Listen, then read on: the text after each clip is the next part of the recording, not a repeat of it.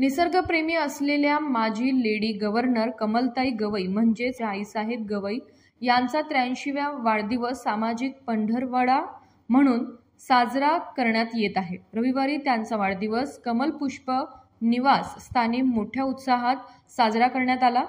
सकाळीच काँग्रेसनगर येथील कमलपुष्प निवासस्थानी शेकडोंनी आईसाहेबांना वाढदिवसाच्या शुभेच्छा दिल्या। सकाळीच दादासाहेब गवई चॅरिटेबल ट्रस्टच्या अध्यक्षा कीर्ती अर्जुन यांनी पुष्पगुच्छ देत नतमस्तक होऊन जन्मदात्या आईसाहेबांना शुभेच्छा दिल्या, तर रिपाई राष्ट्रीय सरचिटणीस डॉक्टर राजेंद्र गवई यांनी सुद्धा केक कापून आईसाहेबांना शुभेच्छा दिल्या।